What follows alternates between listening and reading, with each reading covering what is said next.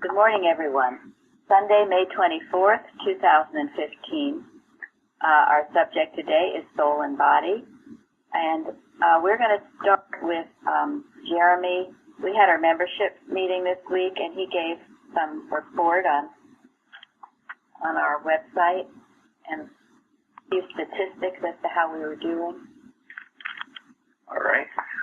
Since January, PlainfieldCF.com has had 20,956 unique viewers from 180 countries who looked at 308,643 pages.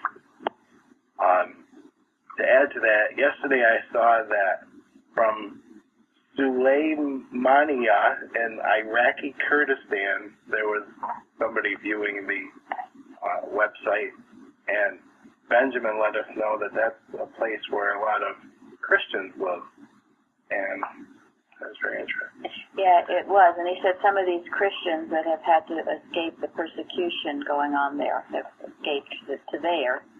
So, anyway, we're glad that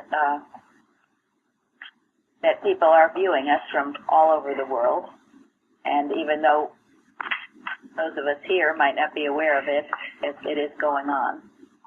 So. And also on YouTube, we've had 11,416 views, and that translates into 59,089 minutes watched. And there are 78 subscribers on there. And then on SoundCloud, we had 2,500 plays, 29 likes, and 9 shares. And the top 5 countries that view or listen to what we have on SoundCloud are the United States, the Netherlands, the Philippines, Germany, and England. You want me to go to the email list? Go ahead, sure. Okay. On the email list, the Daily Calendar Statement email list has 30 subscribers.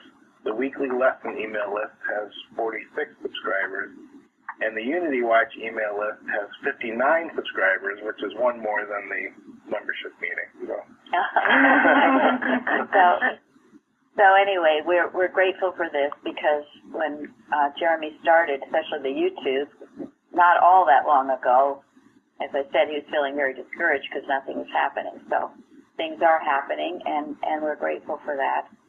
And thank you all for all that you do to contribute to our website. The translations are invaluable, and they are attracting these people who can read it in different languages. So thank you for that. Last week we talked a little bit about, how our church is unique. There were a few more people who either sent me things or said they had things to say about it. So I just thought we'd spend a little time on that. Would anyone like to speak? I have a couple things that people sent to me. Oh. Want me to do my gig? Well, I was really impressed how the conversation took on a life of its own. And going back to the church back in Mrs. Eddy's time, I'm sure that a lot of the things that we're experiencing here had to have existed then, because after all, we read in miscellany about this church and that church being built all over the place. 30,000 people attended the dedication service. Well, that doesn't of the main church. Of the main church, that doesn't sound like a church where somebody walks in and sees God is love is on the wall, then goes into the foyer and nobody talks to them, or goes to a Wednesday service and nothing happens.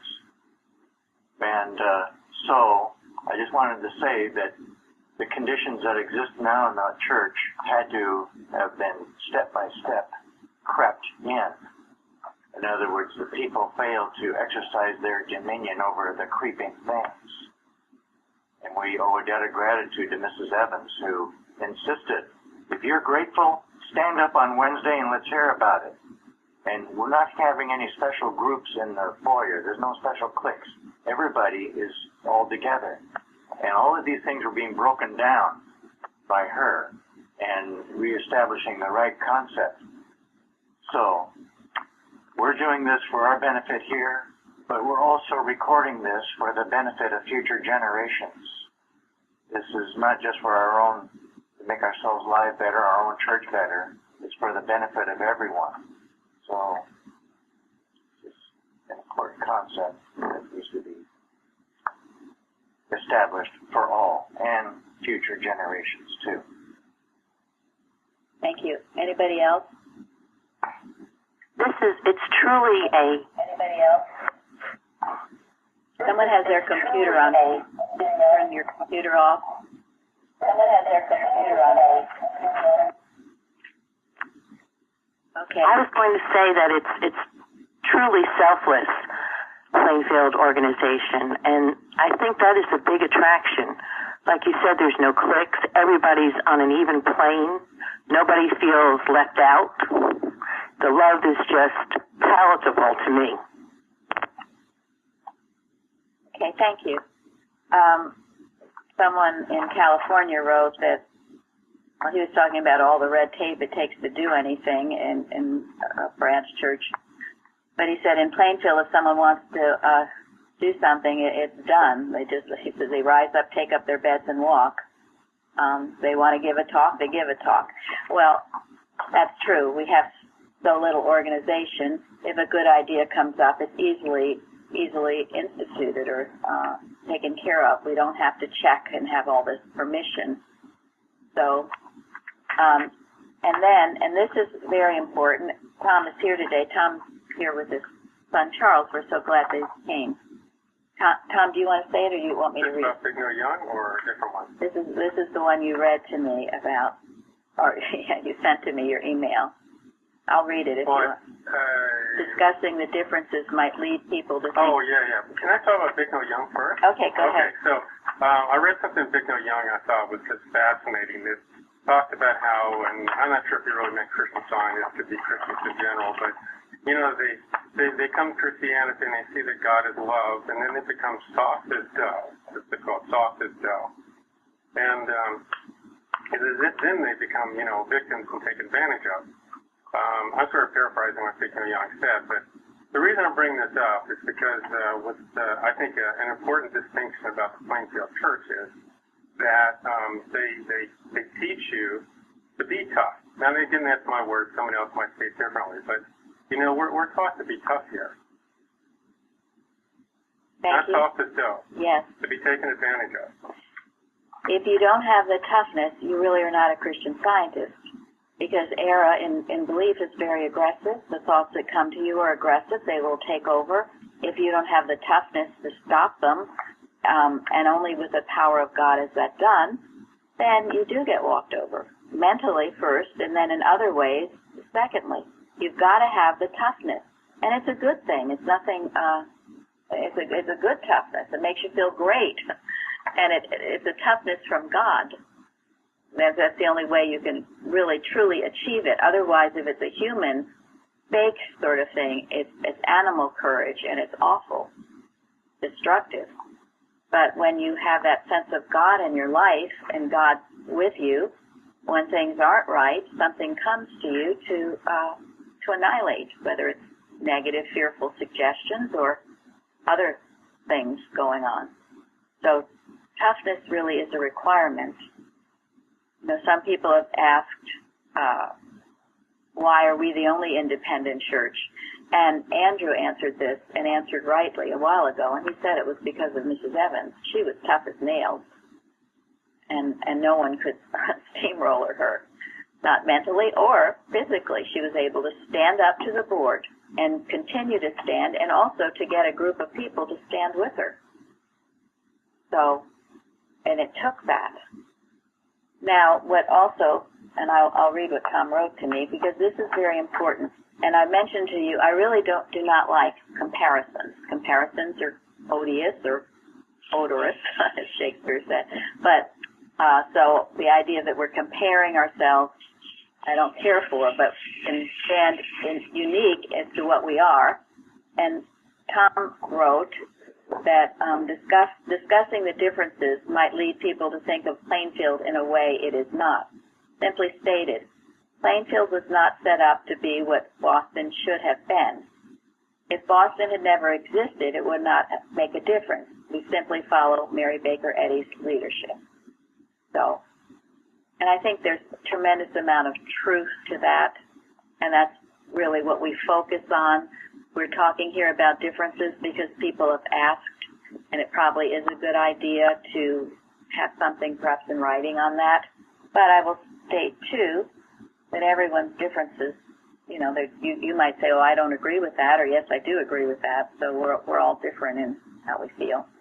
Anything more to that, Tom?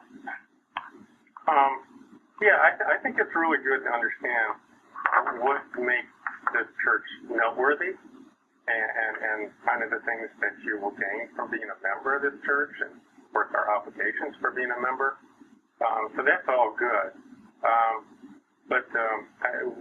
I was thinking, though, we never want to go down the path of thinking ourselves as, you know, somehow a better Boston organization.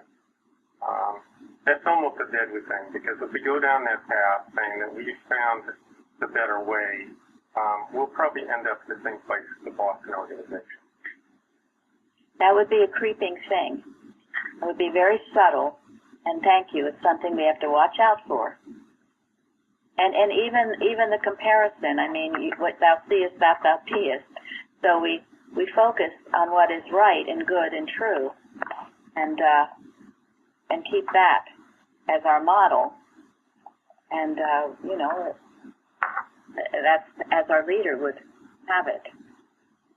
Now, I was looking for the story about the pie and cheese, which we all know in this church, and someone had mentioned it. I think it was Carolyn. Carolyn here today? Okay. Anyway, I couldn't find it. I feel sure it must be in Mary Baker Eddy, Her Spiritual Footsteps. But I couldn't find it. Carolyn, would you like to tell us the story? You're on mute if you have to star 6. No, okay. We can't hear you. Okay, well, does anyone here want to tell a story? Well. Oh, is that Dale? Yeah. Okay, did you want to tell it? I guess I could. I don't have it in front of me, but I have read it in the past. Right. When Mrs. Eddy went to a certain establishment, a restaurant with a colleague, I don't remember exactly who it was, but anyways, they had their lunch or their dinner, and it was advertised on the menu that their apple pie came with cheese. And when the apple pie was served, there was no cheese. And Mrs. Eddy said she wanted to have the cheese, and it was advertised, and she was supposed to have it, and she wanted the cheese. And they said, well, they didn't have any cheese. And she made a big to-do about it, and her colleague asked her after, you know, why did you make such a fuss over a piece of cheese? And Mrs. Eddy said, it was right to have it. I'm not sure her exact words, but it was principle. And if that was taken from her, then other things would be taken from her, and you have to have the right. I'm not sure if I'm saying exactly right, but that's kind of what happened. Thank you. That's a good. She said something to the effect of, first the cheese, then my life. Yeah, that's right. One thing leads to another, ultimating in taking her life. She stopped it at the very beginning. She was at such a standpoint that she couldn't let little things like that happen. And what they had to do, they went out and got her the cheese and came back. Like they did make it right for her. But this is a standard. If you continually let your standard slip and slip and slip, pretty soon you'll find you don't know right from wrong anymore. Mrs. Eddy was at that standpoint where she had to have things just right, and she knew if they weren't right, it was the sense of error encroaching on her, and she couldn't allow it. So that is the story. I'm sure we'll be able to find it somewhere. In the meantime, as I was looking for it, I got back into my precepts book. Now, Mary Baker Eddy, Her Spiritual Precepts by Gilbert Carpenter. Those are the books that we were printing after we won the law case, and we were sued for printing them, or they said they would sue us unless we ceased and desist. That's the words anyway. Yes. So I'm talking about Boston organization. I hate to call it Boston, and I'm not going to call it some other church, so I'll just call it the organization. So they were going to sue us for printing them because they have Mrs. Eddy's letters in them, which they claim copyright to. So we had to stop printing them. My understanding is now that Ann Beals, they're for sale from Ann Beals, and probably other places. They always have been for sale in England. Anyway, Precept is fascinating, and in it you will find spots, places where Mrs. Eddy does talk about organization, the danger of organization, and how she didn't want to have a church or organization because she knew what it could lead to. And I often, or we often, it gets quoted to me, those quotes about that Mrs. Eddy didn't want organization and didn't want a church, and I am very well aware of them. But if her first manual had been obeyed, it would have allowed for independent churches if people wanted to have them. It was because they had this coup and changed the manual.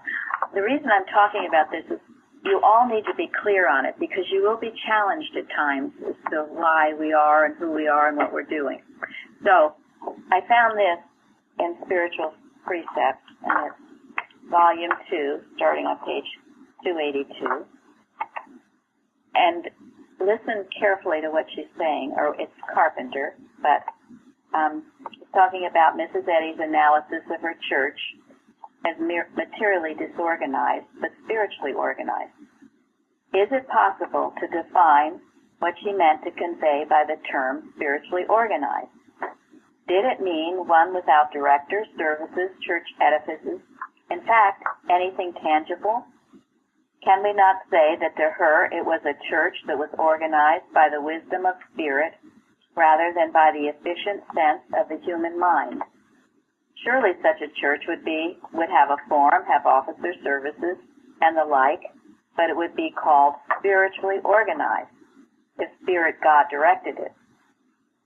A spiritually organized church must be one where everyone recognizes that God is the head of it, and so each one must be obedient to divine mind, to the demands of God. It is an organization in which the human mind is ruled out, excommunicated, as having no legitimate place. A spiritually organized church may have a treasurer to take care of its funds and to represent the members before the law. It may have directors to transact the business of the church, those elected and authorized by the membership for this purpose. Such a church is not one that has no head, but it is one in which the head is God, in which each member is striving to know what the demands of God are in conducting that organization. Contrariwise, a materially organized church would be one in which the human mind has the opportunity to run it and is supreme in its deliberations. In a spiritually organized church, each member recognizes it as the expression of the will of God, and he is therefore afraid to take any step unless he is sure that the Spirit of God is directing him. Such a church worships the Father in spirit and in truth, not according to human opinion. In such a church, officers are chosen by demonstration according to their faithfulness and striving to learn what his wish and will is regarding his organization. The human activities of our church would be the result of demonstration. Then they will be forever settled, and no man can make it otherwise, any more than evil can destroy good. However, we must so protect ourselves from animal magnetism that the voice of God can be heard and obeyed. We must handle this claim so that we will not put forth human opinion, and that we will neither be dominated by mortal mind, lawyers, nor let the human mind become the guide for the organization in any direction. So, that we pray for daily, and guard and watch our flank to make sure that the human mind doesn't come in to take control and will be just like all the others. So it's each one's responsibility. This is the divinity course that Mrs. Eddy talks about, where you get your direction from God. And as we do that, we can come together in unity. And there isn't all this fighting. And he goes on, he says a lot about it in these books. A lot is said. And you know, to the point, too, that eventually you perhaps will outgrow any kind of organization. But he makes the point as well, as does Mrs. Eddy, that it can be extremely valuable if the human mind can be kept out. And we early on recognized that God took us out of that, quote, human organization many, many, many years ago. We couldn't accept what it was demanding of us because it was contrary to everything that Mary Baker Eddy had written and wanted for the church that she established. And we see now what a great blessing it has been for us to be separated from that organization. And we recognize the responsibility to make sure we don't fall into the human mind controlling our organization either. Yeah, Carpenter makes the point. You can get a lot of human satisfaction out of doing committee work or, you know, doing anything, thinking you're I don't know, obeying God. But unless there is a spiritualization of thought, unless you are getting yourself out of the way to do these activities, they are just human activities. So whatever you are doing for our church, whether it's proofing or writing lessons or reading fruitage or whatever, the many things that people do, remember this, and remember the only reason to do it is to demonstrate God's presence and power, to get yourself out of the way and let God use you. And as we do that, then it is not just our growth, but the spiritualization of all mankind.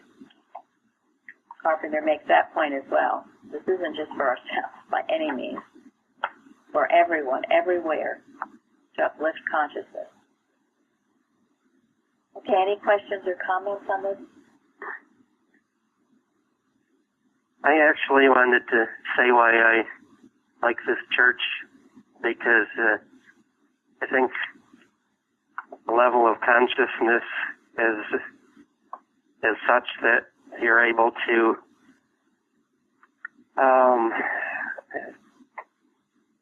make it comprehensible how to do the ABCs, because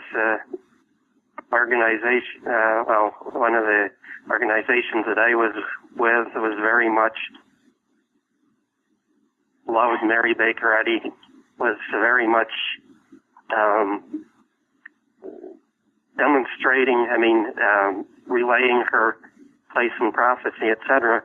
But the trouble was that there was a disconnect in my ability to do these things, to make demonstrations, and I think that was because, on the other hand, they were so trying to follow the rules of the Mother Church in this day and age that I think it was totally putting the veil over everything they were trying to do, and I think so it's the ability of the Plainfield Church to make this a usable and understandable religion, but I think it comes from being independent, because that gets rid of the veil. Thank you. Yes. Yep. And let it be perfectly clear, please. This is not against any person or people. I know there are a huge amount of very sweet, good, loving people within the organization who do love Mrs. Eddy. Nothing to do with that. This is against animal magnetism, as we call it, the workings of animal magnetism that creep over and take over and put to sleep and would enslave, whether it calls itself church, government, anything. It's the workings of animal magnetism. It is not people. And all of you must be so clear on this. We never attack people, not persons, It is the workings of this animal magnetism, and we see it everywhere. And Christian Science, it's a pearl of great price because it has the answer to how to stop this workings. And it is also why it would like to be extinguished from the face of the earth. The era would like to extinguish it, but it won't be done as long as we keep working. And in the watches and all that we do, you are learning how to use this science, how to use it for yourself and for the world. The only reason we exist, if that stops, if we stop our spiritualization of thought, if we just become a human activity, we should close. God forbid that happen. But as I said, it's up to everyone, each one. You're all responsible. And it's a solemn responsibility. So, and we use Herbert Eustace as our guide, in which we're just talking about. Yes. Because he never took anything personally. Herbert Eustace, if you haven't read it, just even the beginning of his book, what he went through, what they did to him, he did nothing wrong. They excommunicated him. He never hated. He never turned. He would refuse to go there.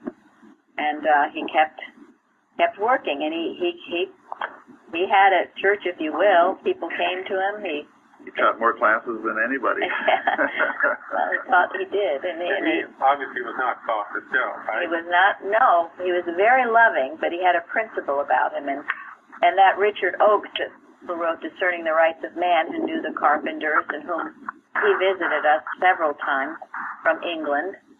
He was a student of Eustace. And so, and we were so... And a friend of Carpenter. And a friend of Carpenter. Good friend of Carpenter. And we were so honored, in a way, to get the Eustace Foundation. All his books, everything, boxes and boxes of things, his personal items, they gave it to us.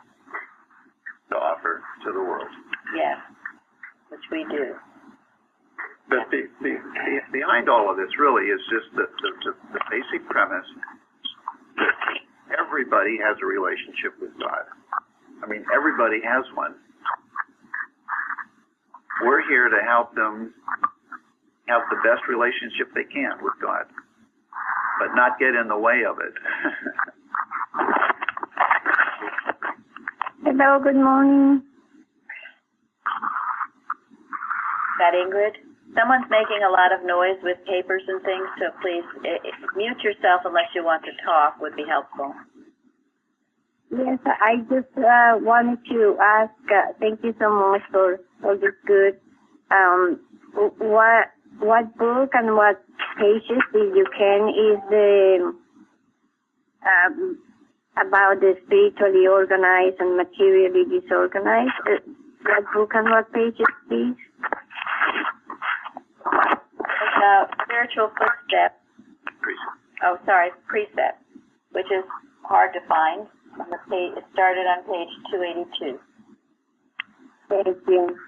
You're welcome. And as I said, there's a lot in there about it, and I'm sure it's partly why the organization doesn't want any of these books out, because they're very enlightening, as is Spiritual Footsteps.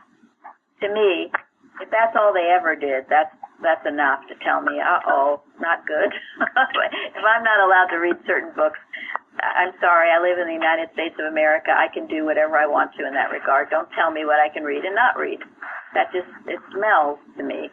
So, you can get the precepts still at the bookmark. Good. They still sell them. I think we got them off Amazon. Pardon me? Have them there. Got them off Amazon, no problem at all. Really? Great. Great. Good. Well, that's good to hear. That is good to hear. That's relatively new because I couldn't find them all on Amazon. I couldn't either. Yeah, I looked for them. So that's been a couple months ago. I think I ordered them. So great. Well, he delves into all of this, and it's good to know what is said. And as I said, we've had the quotes about no church, no organization for a long time, and I am well aware of what Mrs. Eddy says about it. But I feel what we're doing is important too, and I do not think she would disapprove of it in any way, or I wouldn't be. So. This is anecdotal. I don't remember where I read it, but a few years ago I read about what the church did to preserve letters written by Mary Baker Eddy. That's what the was about. But after I read the article, I thought, I wonder where I can read these letters, because it said in the article that there were over 20,000 letters that they are preserving. So where do we find a book that has even close to 20,000 letters? Right. You know. You don't. You don't. That's a phenomenal amount. 20,000? Yeah, I don't know. I mean, I haven't heard that, but she did a lot of writing. Well, if she wrote letters as much as we email, That's that makes perfect sense. That's true.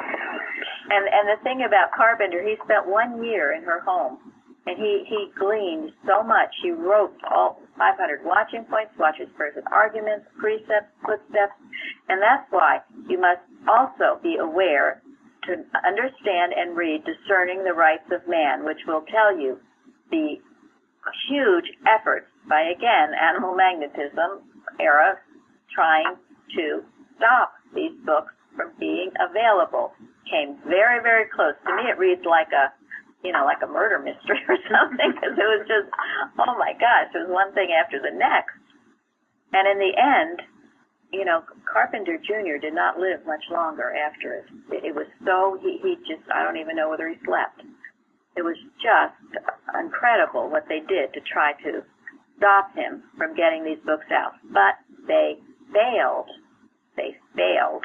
And that's why we should circulate them. We should know what's in them. We should have an interest.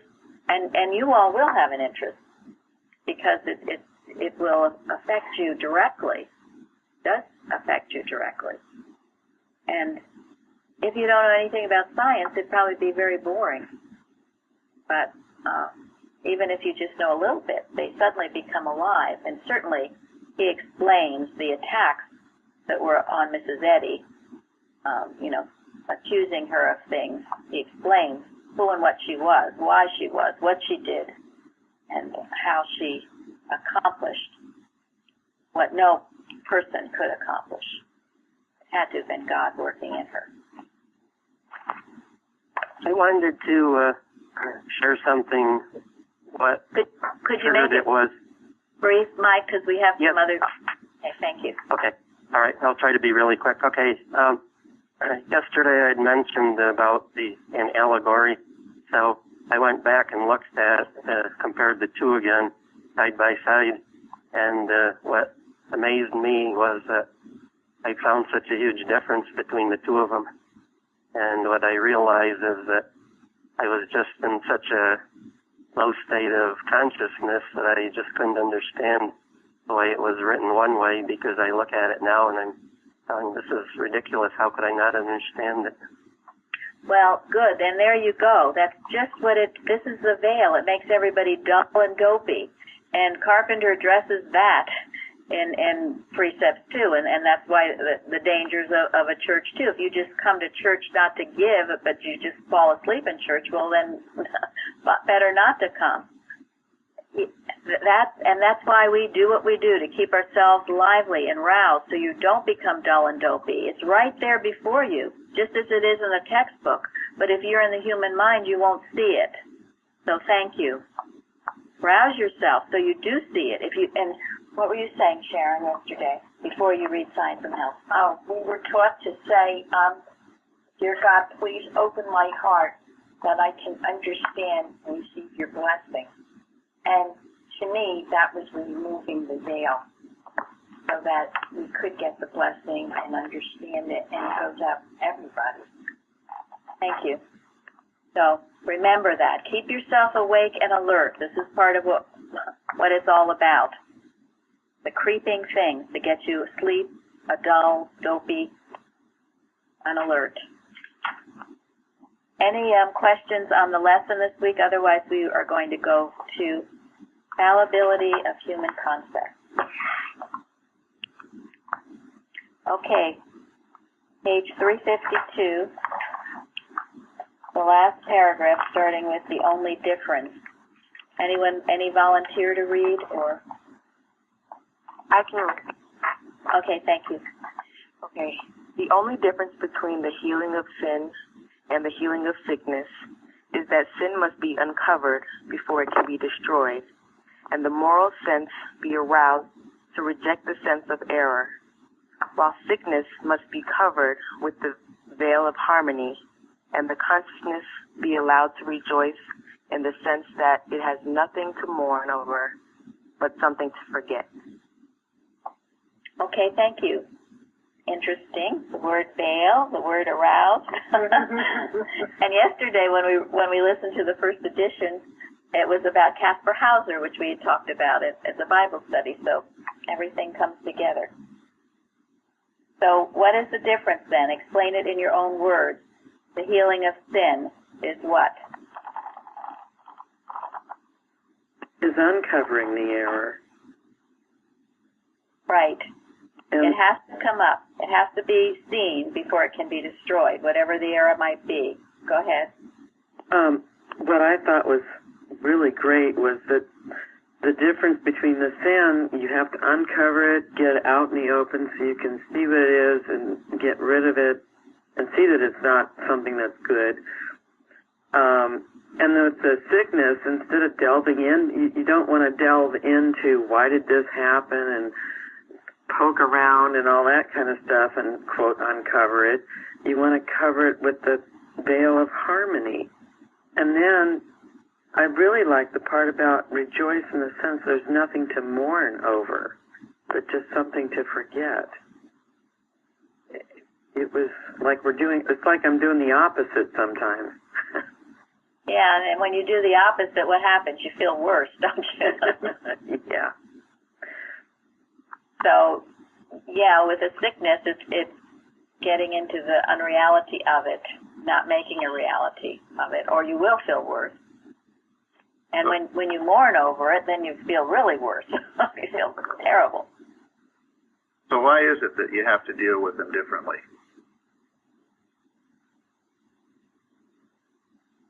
Important question.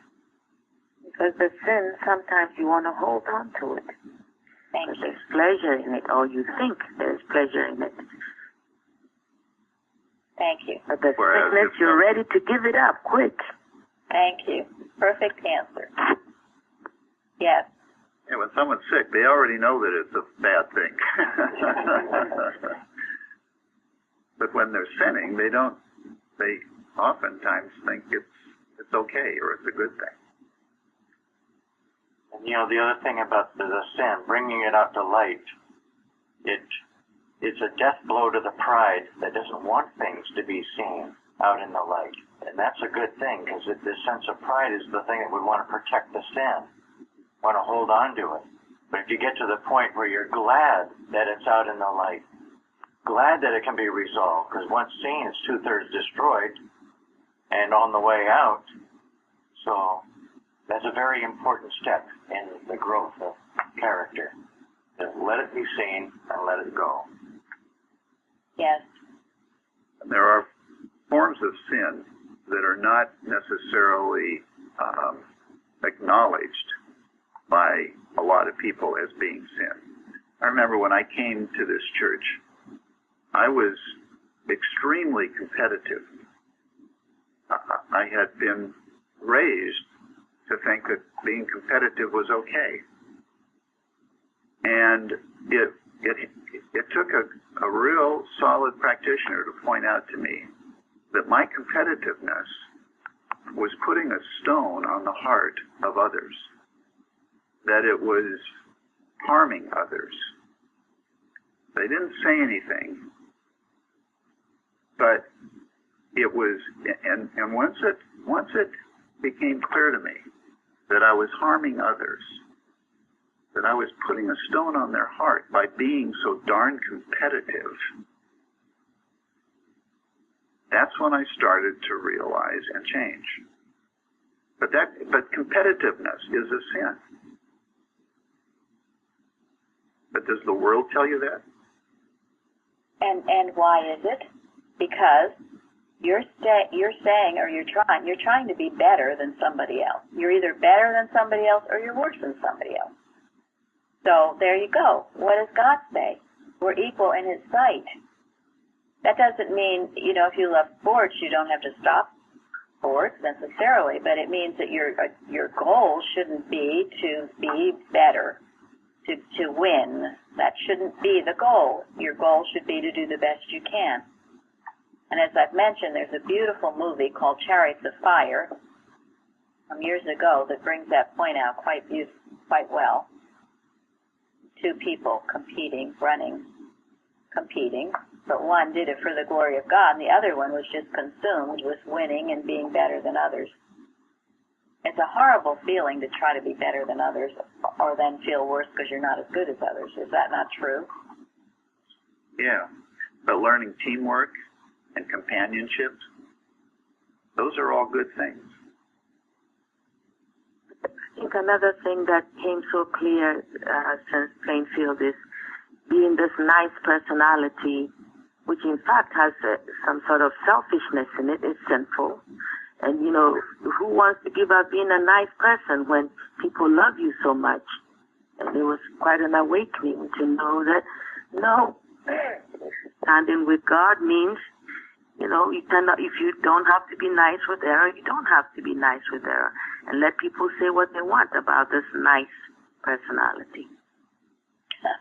Thank you. Exactly. That's wonderful. I know a lot of people mentioned to me, because last week Gary said that Mrs. Evans had taught that nice is a 4-letter word. That impressed them. But when you think of what is under the nice, it's usually just a facade. You're being nice. But underneath, you might be thinking all kinds of things. Talk about a veil. Yeah, right. It can cover a multitude of hatred, you know. Or you're just enabling bad behavior. Yes. Doesn't do anybody any good. Yes. Yeah. And that goes back to what Florence said, being selfish, doing it self. You're not disciplining a child so they'll like you. Well, then you've got a monster. Or you could.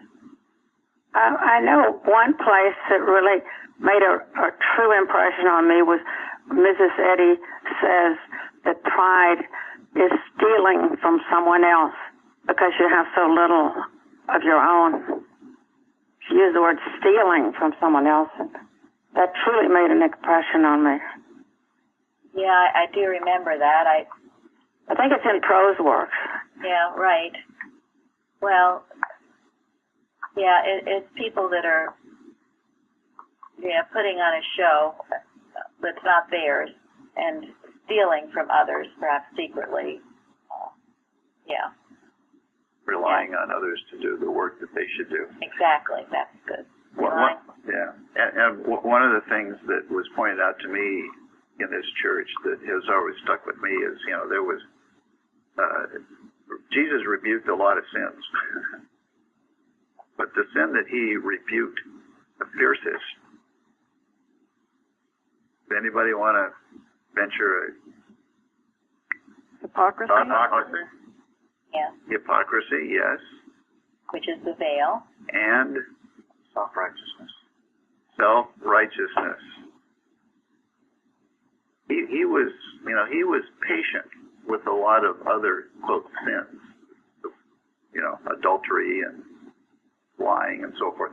But when it came to self-righteousness, he was a terror. People who thought they were so righteous, they were so right, they were so good, he had no patience with those people. And that's what keeps people out of church, and you read about it. If you give off the sense that you know something, I know it all, and you don't, you poor miserable sinner, and you come here, well, that's just so obnoxious, and it's not even true. Many people who never go to church who express more Christliness than all the people in church. It has nothing to do with anything. So that's the rebuke to the self-righteous person. And he wouldn't even allow, I'm sorry. But go ahead.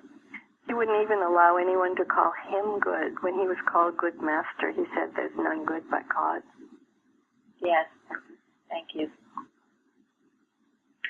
Carla was mentioning, I guess her daughter had listened to a roundtable from a while ago, and I think we were talking about, at that time Andrew was here, about, the good little Christian scientist being a good scientist and doing all the right things.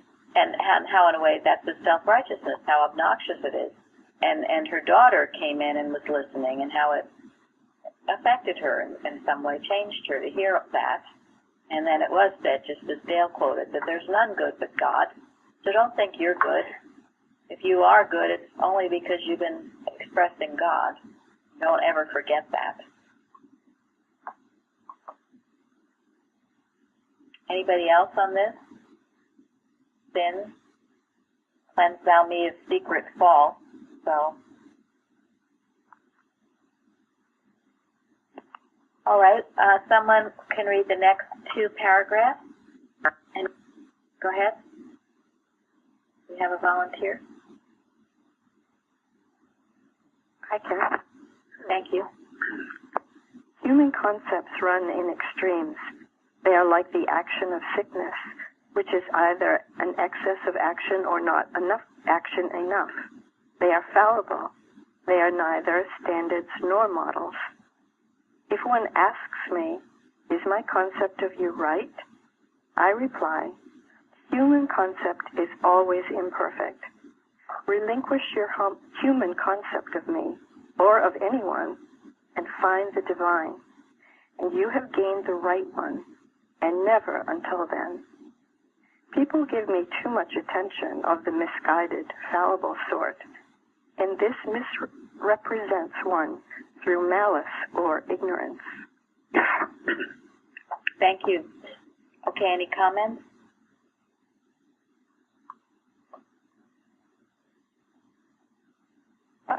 I feel it's what we were talking about last week about viewing people as children of God, not as human personalities. And it makes a huge difference when tempted to think some critical thought about someone else. If one does not do that, then you can recognize the true person and think of their lovely qualities. Hail, Son of God.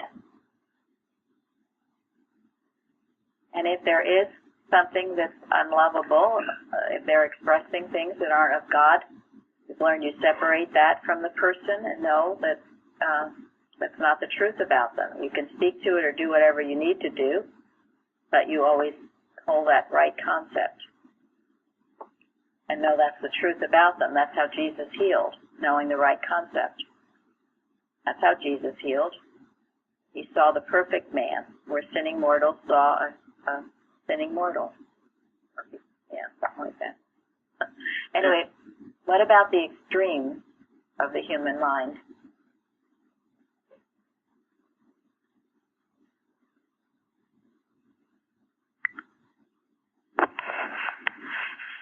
It sort of reminds me that excess in action, when we talked about the frenzy of action that was working of animal magnetism.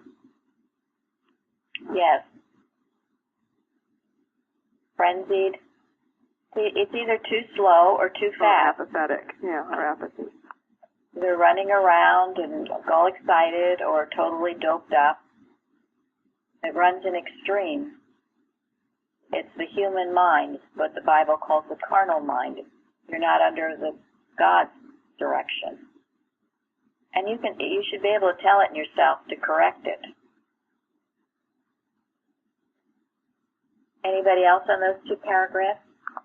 I was thinking about the running in extremes with the concept of human love can easily turn into hate. Yes. Just turn it back on itself. Thank you, yes. Yeah, or if you've got something going on in your family that's not quite right, and if you're not being guided by God, you'll either kind of dope yourself and say, well, it's not that bad, and you'll go into the other room and shut yourself off from it and try to ignore it, or you'll get so enraged you'll just blow up. One extreme or the other, if you're not guided by God. Both damaging. They're damaging because they're human. But the right thing is to ask God's help with it, and He will direct your path on it. and also not to let things build up so much that you are ready to explode, but take it, as it comes up. So, and also this does address people's concept of Mrs. Eddy. And as we've talked about, this is so important that we have the right concept of who and what she is. She said that will do more for the cause of science than anything else. So we must get that right concept, and that's why the importance of the Carpenter book, hugely important. And there again, wouldn't they like to be wiped off the face of this earth? So, well, I had my reading at the beginning today, and so we will be ready now for our service, and thank you all. Thank you. Thank you. Thank you. Thank you. Thank you.